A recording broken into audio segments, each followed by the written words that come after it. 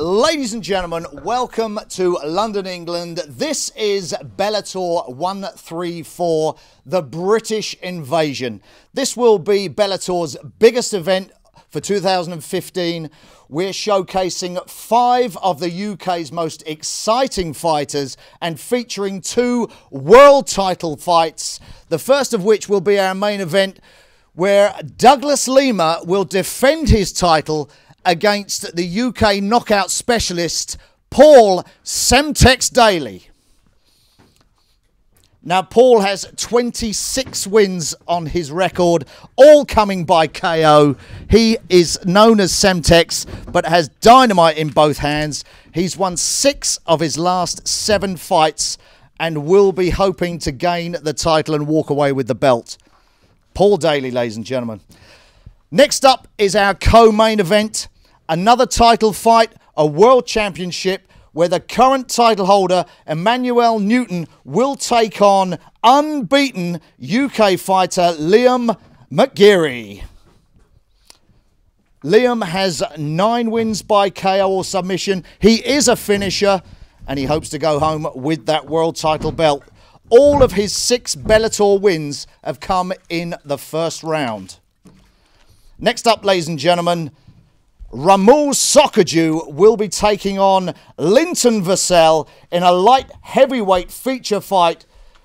Linton the Swarm Vassell, another exciting UK fighter. 12 of his 14 wins have come by finish, by submission or KO, and he's won 9 of his previous 10 fights. He's on a winning streak and hopes to come home victorious. Next up, in the 265-pound heavyweight division, we feature an absolute colossus. Bobby Lashley would take on UK fighter James the Colossus Thompson. James has 11 wins by KO, 7 by submission, but he's on a win streak as well, with 5 of his previous fights being won by finish. Next up, ladies and gentlemen, we have an absolute cracker of a fight. 2 unbeaten fighters. Curtis Millender takes on phenomenon Michael the Venom Page. Mr. Page has 6 of his 7 wins, all coming before the end of the fight. He's a knockout specialist, very unorthodox with his stand-up. And even Anderson Silva was asked about Michael Page, and Anderson Silva said this guy is really, really special. Okay, ladies and gentlemen, we'll open up the floor to some questions. These are your UK fighters. Any questions? Morning, gentlemen. Start with Paul Daly out here on the left. Just your opening thoughts about this this welterweight title contest. Yes, massive opportunity. Fighting the champ on my return to Bellator. You know, I've been away for a while from the promotion. Haven't had some visa issues, but you know, I've been keeping busy while I've been away, and I think that I'm definitely going to be Douglas Lima's toughest test. I'm just going to ask the same question going across. Just your opening thoughts on your upcoming contest, Liam. Fighting for the title against Emmanuel Newton. I'm really looking forward to this. It's an honour to represent England on such a great stage. Fighting alongside with my friends here. It's a really, really good opportunity. I can't wait to February 27th. Michael? Yeah, it's going to be an exciting show. Just for me, even after I finish the fight or before I even go out and fight, I'm going to be like out there watching the rest of the guys, because it's just an amazing lineup, I believe, and I think I can add to that as well. So definitely going to go out there with a bang. And Linton? Yeah. No, I'm very excited for this fight. I've got Sokaju next. You know, he's a tough opponent. Basically, this is me coming back, you know, from my last loss. So I've got to prove a point, and it's just special representing the UK and fight with my teammates. So I'm looking forward to it. Thanks. And finally to James the Colossus. Yeah, like everyone said, it's Bellator putting a lot into this. They're not messing around. They're really giving us a platform which is great. They're giving an alternative to the fans and for the fighters to the UFC, which is massively important. So I'm very proud to be part of it. All us lot, you know, we really do get get on like a house on fire. Excuse me. Yeah, so no, he's great, and I'm looking forward to it. I'm pleased to be part of it. Guys, Paul and Liam, obviously Bellator are invested in you guys, building your brands in America. But do you know, or have you been told that should you win the fights, you're going to get a defence in the UK? I don't really know if I'm allowed to say, but there has definitely been some talk of Bellator bringing the brand to the UK. A few venues have been mentioned to us, and when me and Liam do get the belts, I'm sure that you will see Bellator in the UK not too long after. To fight in the UK for Bellator would be a great experience. I've never actually fought in the UK. I've fought in Jersey, but never in England itself. So to fight in my own country would be an absolutely awesome experience. And for Bellator, being a world champion alongside Paul, yeah, I'll be looking forward to that as well. And again to you, Liam, obviously you relocated to New Jersey full time in the US after spending some time in Jersey and obviously England. Do you feel like the UK MMA sort of media and whatever have maybe overlooked it a little bit because you're not as present in the UK as some of these other guys are? Yeah, I kind of I left being in Jersey. There was very small opportunities for training. I left the England scene a long time ago, and I kind of just went over to America just to see how I was going to get on over there. And then things just went one thing after another, and before I knew it, I was fighting for Bellator. Now I'm getting this opportunity. So the English MMA scene is not overlooked. It's up and coming. It hasn't been discovered yet. There's a lot of talent in the UK, and for us five to be representing England, and all the other fighters to come up to look at us and be like, right, well, they can do it, so why can't we do it? You know, we all come from backgrounds and we've all got history, so it's just, it goes to show that anyone can actually set foot up here and do what they want to do.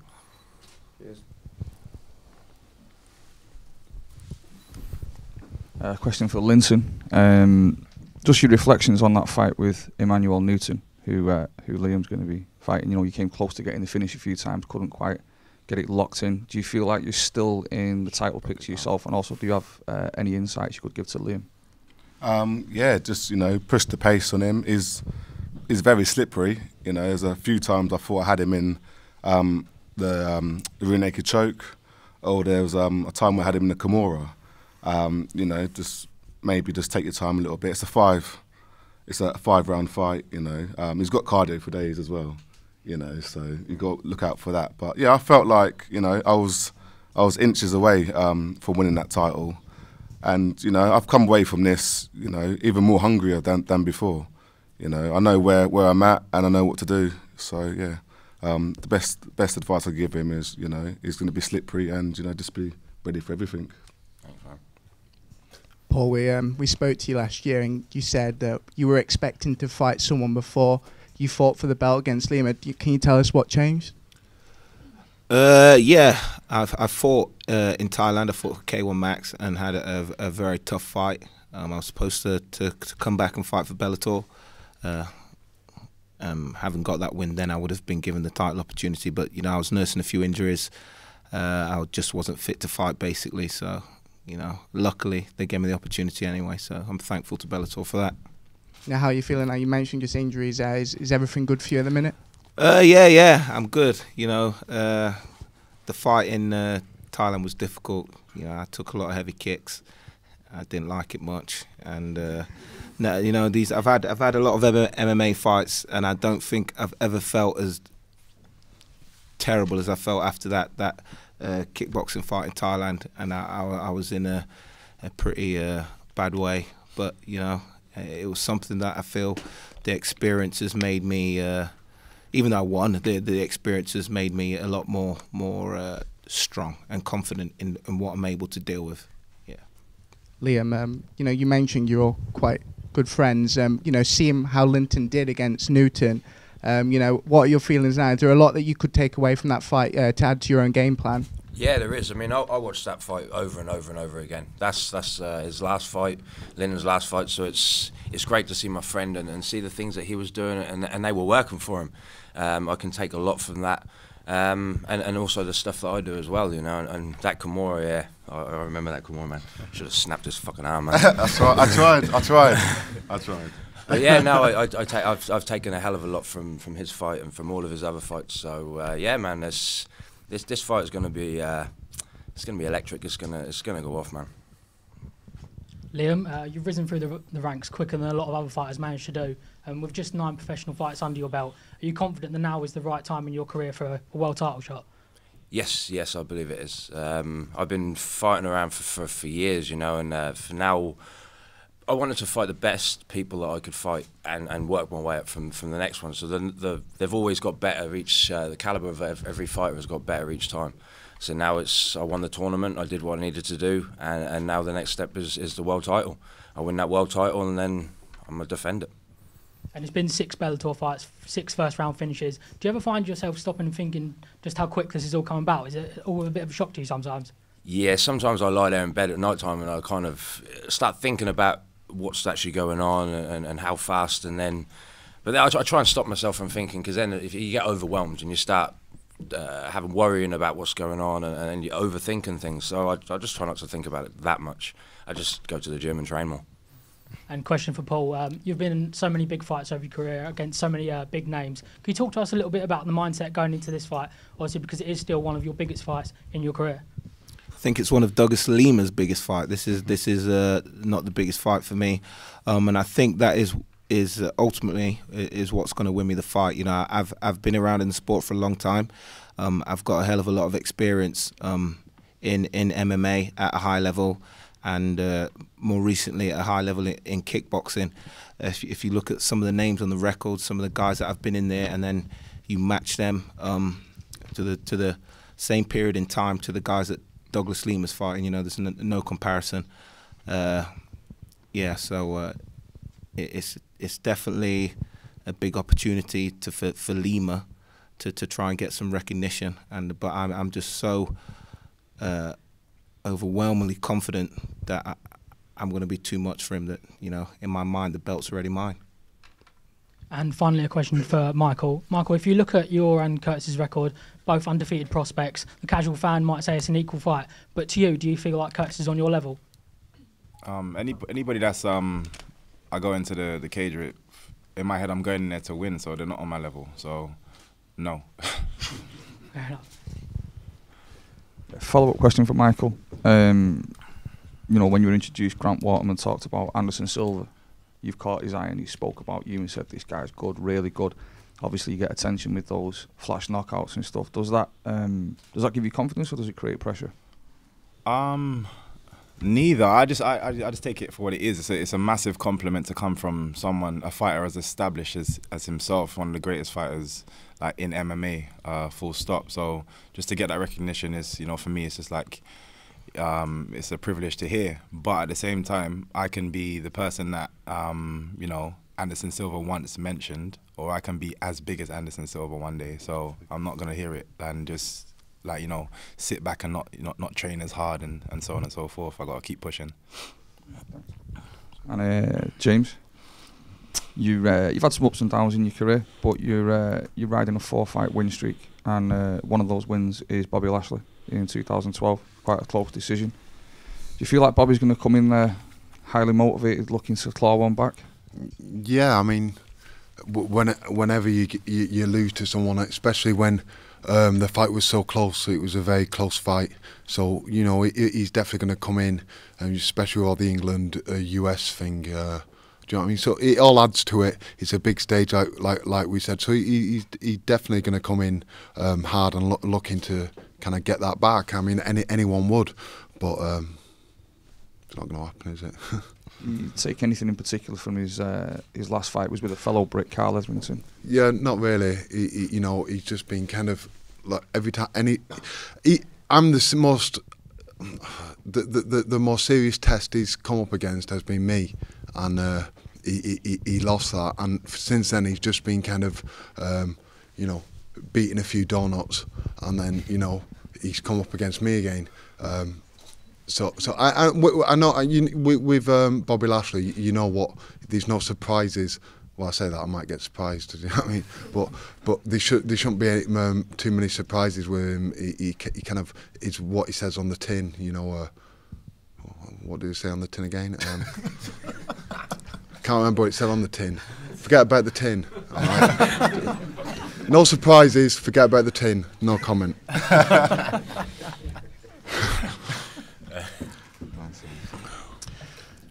James, Bobby has actually described this fight as a layup fight for him. I mean, basically, if it gets to the ground, he says that he will basically handle you quite easily. I mean, what do you say to that? I mean, he's levelled this at you, obviously coming off the back of a loss. I mean, what do you say to that? No, not much really. You know, I gave him a lot of crap at the previous press conference. You know, just a bit of friendly stroke unfriendly banter. So you know, he's gonna say things like that, and that's fine. And if he actually believes it, which I don't think he does, even better. So I hear things like that, and I just think nice one. And Paul, Lima's basically said that he is going to stand and trade with you. First of all, do you believe him? And secondly, I mean, what do you see in Lima, if there are any threats to you? Well, Lima is more than capable of holding his own standing against inferior opponents who can't match him for knockout power or speed or experience. Do I think he's going to stand with me? Probably for a little bit until he gets hit, and then his game plan will quickly change. There are very few fighters like me with such a high knockout ratio, and can confidently say that if I land a clean punch on you, I'm going to knock you out. And that is what I can do, and I do that with 100% conviction and confidence. With that in mind, I think Lima, after the first minute or the first trade-off, will be looking to take this fight to the ground. So, yeah. And finally, Michael, there's been a lot of criticism of you in the past in terms of calibre of opponents that you've faced. Would it be fair to say that this is your biggest test today, or have you had your biggest test, in your opinion, previously?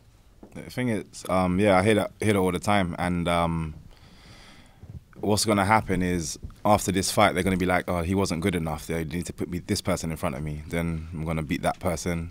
Again, with my style, sometimes I make people seem a bit easier than they actually are, because I think my last couple of opponents have been really good opponents, and even some of them since that fight have gone along to win their next fight in a good fashion. But again, just the way I fight, sometimes it kind of, brings them down a little bit, and again, just makes people say exactly the same thing every single time. I think I'm just going to have this for the rest of my career, full stop. Like, I'll get to a high level and be like, no, they need to put this person in front of me. I beat that person. Oh, they should do this and they should do that. Again, people like Anderson Silva get exactly the same thing. Everyone in that level gets the same kind of treatment, really. Oh, if this stand-up person, oh, you should put a wrestler against him. Then they beat a wrestler. Oh no, you need a jiu-jitsu guy against him, or this and that. It goes on. So I just don't entertain it anymore. It's just something I know I expect now every time I finish an opponent. Question for James. Obviously, you've already beaten Bobby Lashley. I know some people describe it as a close fight. What's the motivation for you going into this rematch, if you want to call it that? Yeah, getting beaten up on TV really, really sucks. It's not fun at all, and I have actually done that a few times too. So yeah, I don't want to be doing that. You watch your motivation. That's I don't want to get too deep on that, but your motivation should always be to come out on top. It's got to be. That's got to be your motivation. Otherwise, you're in the wrong sport. So it's like I said earlier in kind of my opening question, this is a big stage, and it's Bellator providing an alternative a big platform, an alternative opportunity for fighters and fans other than the UFC, and that's very important, and I'm very proud to be a part of that, and I really want to put my mark on that and show that, you know, Bellator made the right move and they're going in the right direction with us and especially myself. So guys. You know, seeing some of your counterparts getting title shots, you know, does that motivate you even more in this fight with Bobby to know that, you know, especially he is quite highly regarded in America, knowing that a win over him could put you, you know, 1 or 2 fights away from a shot at the belt? Yeah, like someone asked me a question. You know, there's been a lot of ups and downs in my career. Like, you know, a lot of ups and downs. Oh, sorry, I was just having a flashback. It was. Yeah, no. Yeah, that was horrible. Yeah. So no, there's been lots of ups and downs, and sorry, what was the question?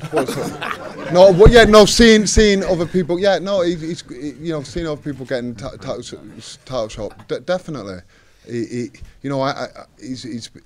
I'm going to start going on about ups and downs again. I was that close to say ups and downs again. If I say that, just take me out, guys. Just take me out. No, but it is inspiring. You know, seeing Liam and Paul getting a shot, and Bellator coming to the UK. You know, it's going to happen. How is it not going to happen? Do you know what I mean? We're going to clean the board, and then you know, hopefully I'll get a shot, and it'll be in the O2, and it'll be wonderful.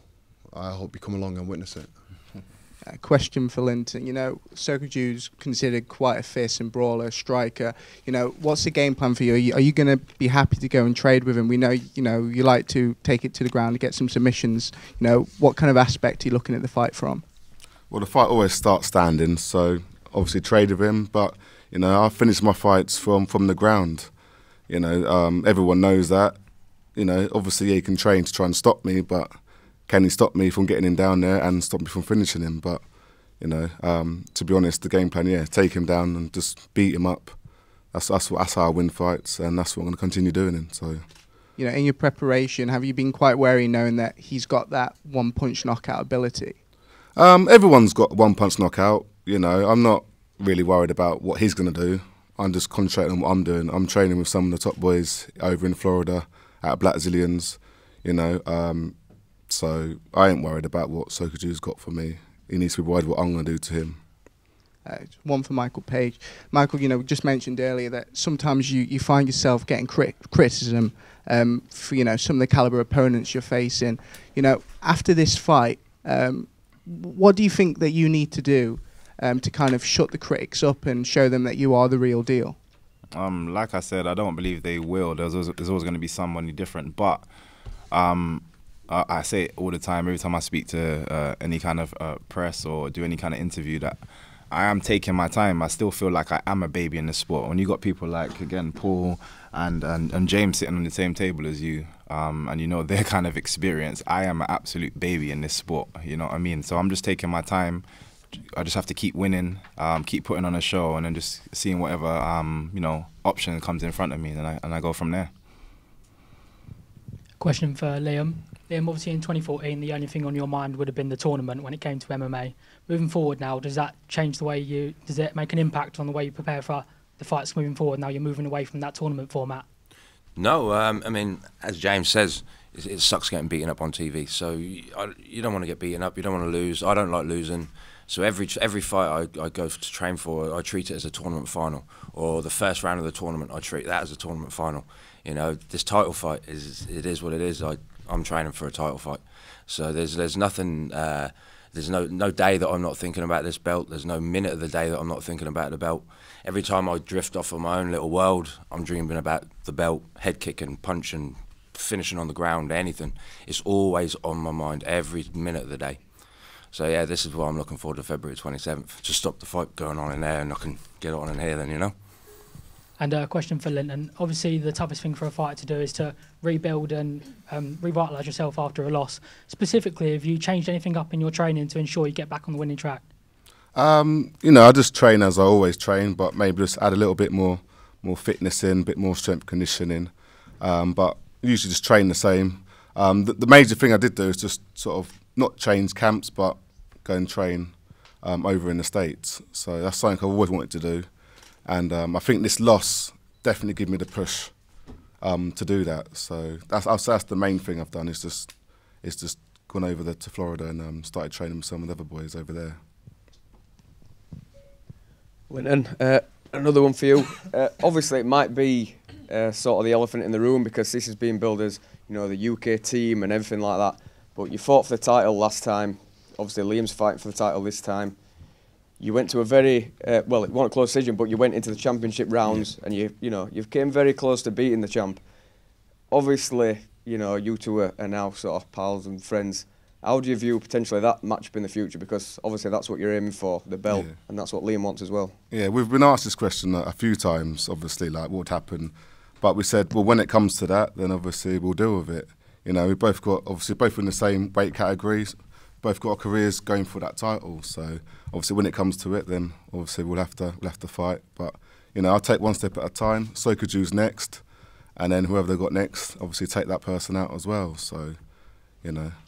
Yeah, and just as an aside to that one, I don't know what's gone on, but obviously you're being presented as a team. Have Bellator made any efforts to kind of get you guys all together and train together and, you know, work as a unit before you head over to the US? At the moment, we haven't really trained together. I've trained with James for a couple of fights, but the other boys, I haven't trained with them. But we all live, well, Liam lives in New York, so obviously it's a bit hard for everyone to sort of get together. Very awkward like that. But yeah, we haven't actually trained together yet, no. But I will be training with Paul near the end of the camp over in Florida before the fight.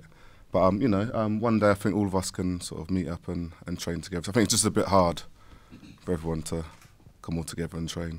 Yeah, and just to bring Grant into the mix, I mean, is there a specific involvement? Are you moving forward? Are you sort of consulting? Obviously, if Bellator have got UK aspirations, which clearly they have, I mean, are you being brought into the fold officially? Could you tell us any more about that?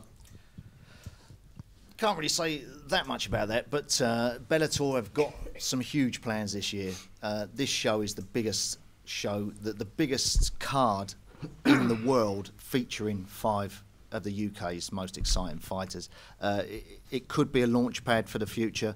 I'm sure we'll see Bellator over in the UK pretty soon, you know, but there's nothing actually down on paper yet. But keep your eyes peeled. Let's go last question. Yeah, question for James. James, you've been fighting in the cage now for well over a decade. How much more are you looking to get out of your MMA career? Are you setting any limits? That's a good question. No, it's like Liam said, you know, it's very easy to overthink. At the moment, I ain't got too much to think about. And when I say that, I mean physically, I'm fine. It's just mentally. No, as in, it's just I mean, I'm fine mentally. This is going terrible.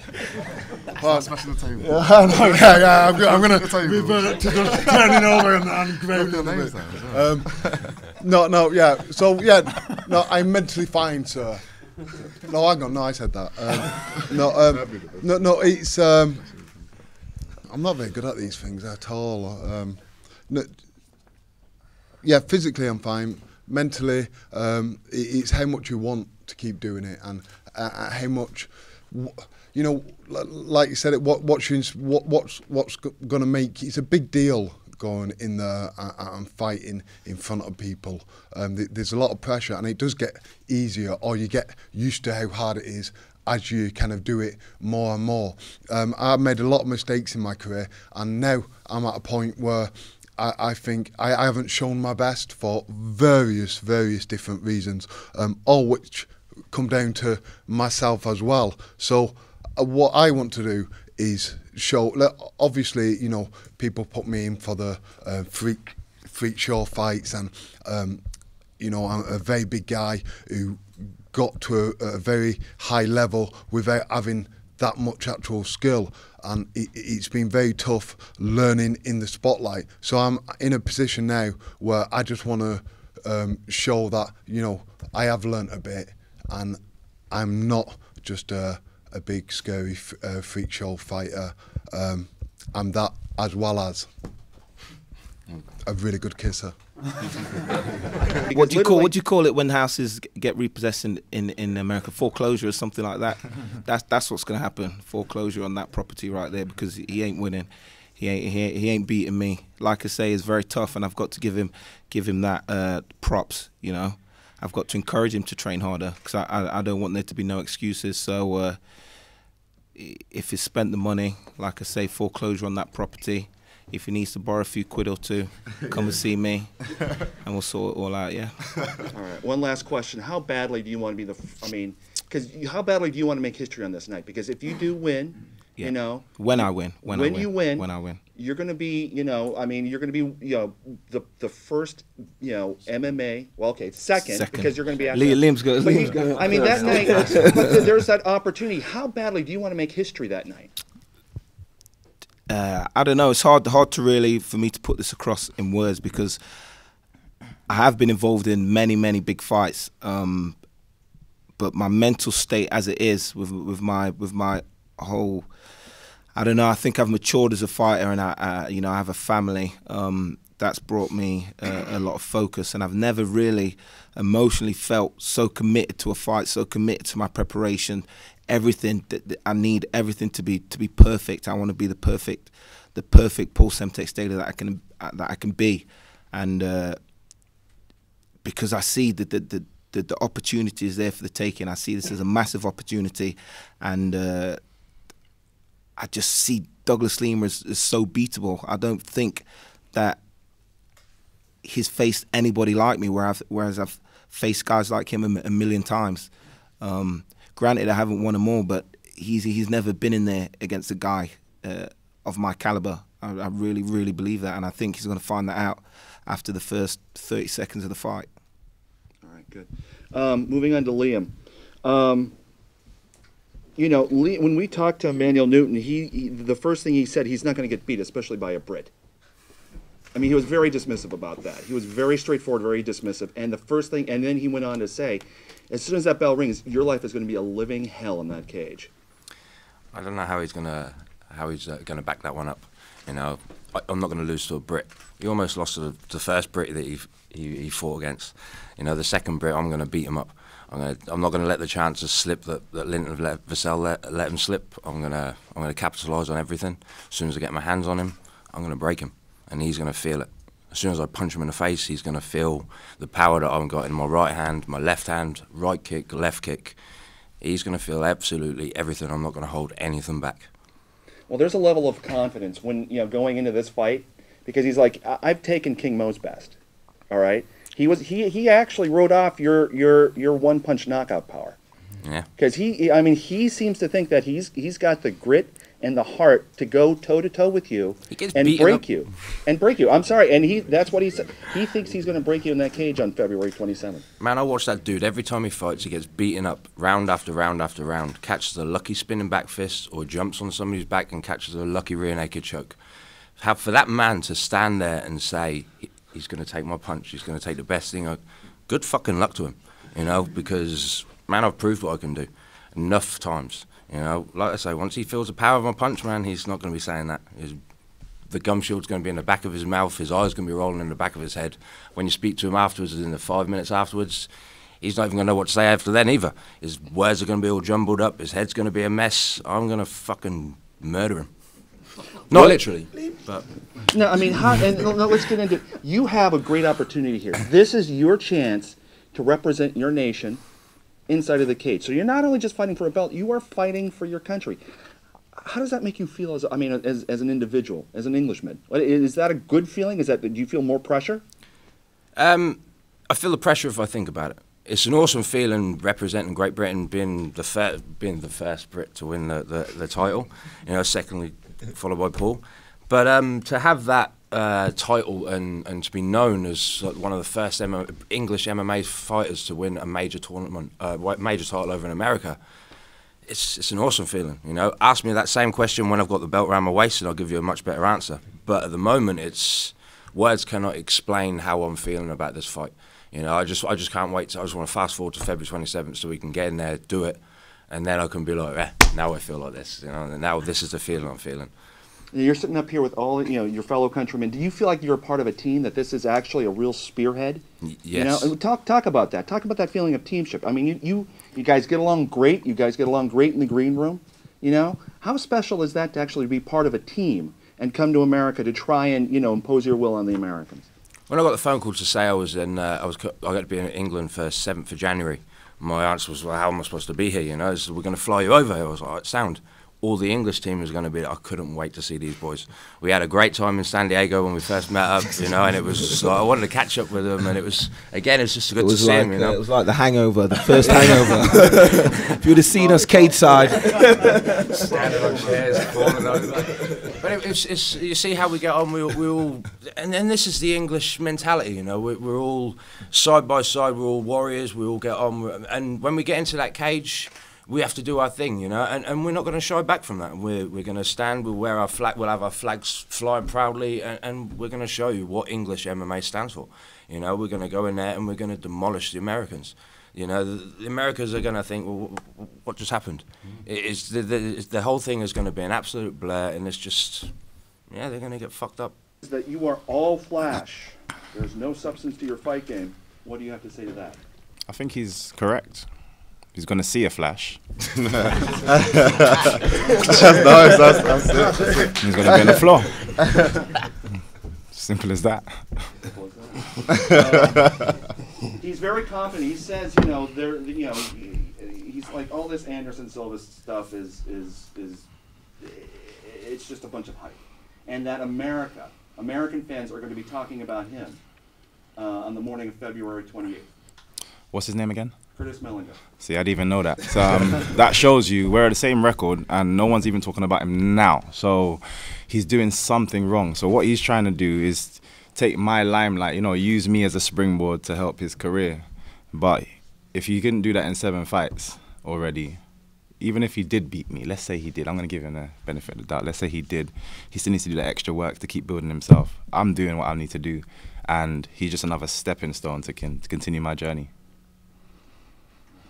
I mean, you fought on the pay-per-view, but this is actually probably a bigger card. It is, for all intents and purposes. It's our first really big card coming out of 2015. Why is this card that night going to be your coming out party? It's weird because I was the first fight on Bellator's first ever pay-per-view, and that had its own pressures as well. I think every show. And the way they're building up this, but every show has some kind of added weight to it. This is why, same thing as what Liam's saying. You try not to overthink about those kind of things. I'm just extremely excited to be fighting on a show that's being so hyped up, and it's hyped up for a reason because you got 5 of the best Brits, going to take out the Americans, and I'm just happy to be a part of that. And I always say that I'm just happy to be a part of just being on Bellator and representing Bellator. I'm just happy to be a part of it. So I just don't take all of that and add it to my shoulder. I think about it, I feel happy about it, and I go into training with that same excitement, and just keep improving. Now you talk about being a showman. MVP is all about being an entertainer. Now you're going to be able to do it not just for the American fans, but for British fans. Is the fact that you're going to be fighting for your countrymen and having the eyes of a nation watch you, does that kind of give you chills? And why? I say this every single time. I do not care if you're cheering or booing. As long as there is more eyes, you're going to see more out of me. So the more you tell me that there's more people watching, it just means more trouble for Curtis. It seriously does, because I just go, I don't know what it is. And that's the second I feel a spotlight on me, like moves just start coming out from nowhere. I'm sorry. One more question for you, and then we'll move on. You're the young gun on here. You're the youngest guy. All right. What does it feel like right now to be sitting up here with your teammates? Talk about that, because there's a lot of experience. There's a lot of talent sitting up here at this table. What are you taking away from that, and what does it mean to be a part of this team? To be fair, it does mean a lot. These are everybody here. Before I actually got a chance to meet all of them, I had watched every single one of them, and it's weird that I had never come across some of the people before. I know James do a lot of training in shoots. I used to see Linton on the UCMMA shows and the cage race, but again we never actually crossed, ever stood, like actually had a conversation and stuff. But it kind of feels right that it happened now, that we're all on the same show. And like I said, we had an absolutely amazing time, like in San Diego, absolutely amazing time. Like, and like you're saying, when you hear that everyone's going to be down here, you're just like, yeah, I just want to catch up with the guys. For me, it's more about that. I really do enjoy the trips that I go on as well. You know, I think it's all a part of you know, your experience fighting as well. But going out, meeting new people, networking, even with the Bellator team, the back office, the people that don't get to be on camera, they're all amazing. And the stuff that how they help me out while I'm out there. I travel by myself, and so I get there. You know, sometimes it's quite difficult to do. So when you get there, having people that are welcoming makes a massive difference, and then having people that you know you're going to see out there that you know you got a good bond with in the short amount of times that you've met them. Again, it's amazing. So it just makes you want to be there even quicker. So I'm loving it right now. Great, thank you, Linton. Sokaju sees you as a stepping stone. Why is that the biggest mistake of his career to this point? Because like I know he says he's 30. I think he's like more like 40 something, but he's at the end of his career. You know, I'm 31. Like, I think I'm just sort of not even at my peak yet. You know, so I've come off a loss, and it was against the world champion. Put him against the world champion, he would have probably lost in the first 2 minutes. You know what I'm saying? I don't see what he's got to trouble me. You know, I've got the range, I've got the height, I've got the fitness. You know, I've got the power, I've got the strength, got the groundwork, I've got the strikes. I don't see what he's actually gonna, you know, trouble me with. To be fair. He doesn't see the fight going out of the first round. Why is he mistaken? Because he's going to get subbed. That's why. Well, what are you going to do? How is what he going to to do? When you look him in the eye. Well, I'm going to beat him up first. I'm going to mess around with him. You know, get his back, get an arm, and then when it's time to finish him, before the buzzer goes, I'm just going to sink the choke in. Simple as that. What statement are you going to make with this fight? Because this is, you know, you're coming off a loss. Yeah. But that, you know, the thing is, you gave Emmanuel Newton, you gave him a fight. Yeah. The first three, I mean, that literally that was the fight of his life. You made a statement by that fight. What is this statement going to be on February 27th? This is going to show about, you know, I got caught slipping. You know, he caught me at the end. Well, not at the end. He caught me in the 5th round, you know. This fight is just going to show that basically I'm making my way back up, you know. I shouldn't have lost that fight, but I did. But, you know, I'm going to start my win streak again. And Sokaju's my stepping stone, to be fair, you know. I don't see him going for a title fight, even if he did beat me, which that's not going to happen. You know, I'm more than ready for Sokaju, you know. As I said, he's at the end of his career. He's not 30. He keeps trying to say he's 30, trying to be young in the mind, where, you know, he's about 45, so, you know. Talk about, I mean, you came so close. How does that make you hungrier? How does that drive you in, you know, when you're training? Now that you have this opportunity on, you know, our biggest card of the year, how does that make you hungrier to go out there and do something special that night? Because it actually shows you how close I got to being a world champion.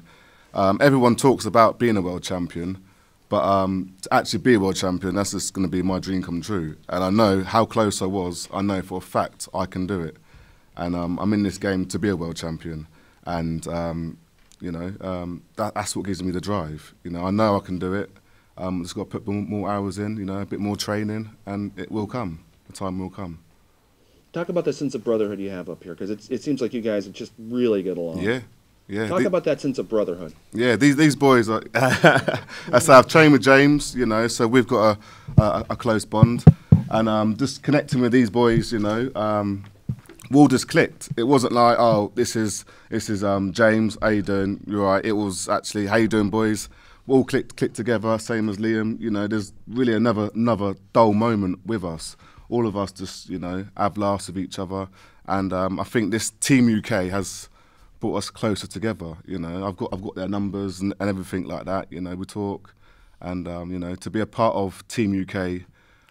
It's definitely something special, and we're all going to, you know, unite together and go as a team, and we're going to come up victorious. Mr. Thompson, Bobby Lashley says, and he's Bobby Lashley Bobby said, Lashley said, what's this, he been saying? This is what he said. What's he, come on, listen, what's said, he been saying? He said he took this fight, he wasn't prepared, right. He took it on short notice, Oh. and he won that fight. He said he won that fight. I mean, you are the one who got his hand raised. How insulting is that? Oh, what's he like?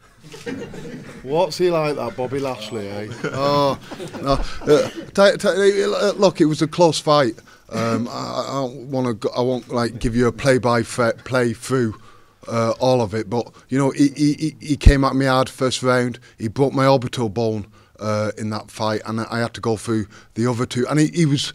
My plan was to stop him taking me down, get him tired, and then finish him on his feet. What happened was he came out strong, broke my orbital bone, couldn't take me down after that, got tired, but was beating me to the punch, so I had to make it a messy fight. I took it to the cage, kept him there, and just threw a lot of knees and punches and got the victory. But I tell you about that fight, and this is why I know I'll beat Bobby Lashley this time, because it's his heart, and that's something, you know, something you can't train at, but that's 100% true. It's his heart, and he doesn't want it as much as I do. And I'll give you a small example. When I was in the clinch, I kneed him in the balls by mistake. That was the first time. The second time I got him, I was tired, so it was a bit of a lazy knee, but I did get him just over his hip, and as I threw the knee, I looked down, and that's where I saw it. And what did he do? Just trying to buy time. Do you know what I mean? And I just thought to myself, it was absolutely a smart move, because that could have lost me a point and could have lost me the fight, but it didn't. But what that showed me was that he doesn't really want to, when it gets down to the nitty gritty, so to speak, he hasn't got that push, and I have, and that's why I'm going to win. What statement are you going to make with this fight? Because, I mean, you've been around for so... I mean, you've been around... And Stop saying that. Everyone's making me feel so old. You're not. But you've Oh, been thank you. And the thing is, what I'm trying to say is, you're a great representative of British, because you've got grit, you've got heart. You talked about fighting... Heart. He said far. Yeah. I know, I'm sorry. It's been a bad room. Listen, that was one time. It wasn't even that bad. We opened a few windows and everything was fine. But you know, you talk about you fought that fight with a broken orbital, and you still won. You're tough. You know, what statement are you going to make on February 27th? You know, I am tough. You're right. What statement I'm going to make? I'm going to show, but this is I'm not going to be able to make it. I don't think in this fight. It's going to be, you know, I've had a lot of losses, and I've had a lot of bad losses, which I shouldn't have done, which were down to myself, a lot of them. Now, I can't do anything about them. They're gone, and that's always going to be the case. What I can do something about is try and correct that in different ways, and Bobby Lashley is a part of that. He's not... The only way Bobby Lashley can get out of me taking his soul and destroying him mentally and physically if he injures himself pretending to injure people. You know, unless he doesn't make the fight, there's no way there's no way I'm going to lose this. And like I said, the statement I'm going to make is I don't know what statement I'm going to make, but it's going to be good. So watch to see what statement I'm going to make, because I don't know yet. That's how exciting and surprising it's going to be. My last question. Okay. I'm picturing. You've been all over the world. I have. Like I said, this is the sense of you know, this is a great opportunity. This is kind of a privilege to be fighting with your brothers up there. Yeah, 100%. It's a privilege, and it's look. Me and Paul have been around a long time, and we've seen UK MMA how it's advanced. Like, you know, people still don't know people know a lot more than they used to. It used to be when you used to try and I had to sell tickets for a fight. People used to, and they used to say what it is. I used to say cage fight. They used to ask me if it was to the death, and you know, is it barbed wire and chairs? And I used to tell them just to sell them the ticket. Do you know what I mean? But we've come a long way from that, and you know. To be on a card, you know, obviously I'm sad it's not going to be myself to be the first guy, first British holder to hold a major title, because that's a massive thing. But I'm really proud and I'm really pleased for Paul and Liam, and I'm really happy to support them. You weren't even listening, were you? I gave it everything. I gave it everything. I gave it. You're not even listening. Don't make me fart again. That's all I'm going to say.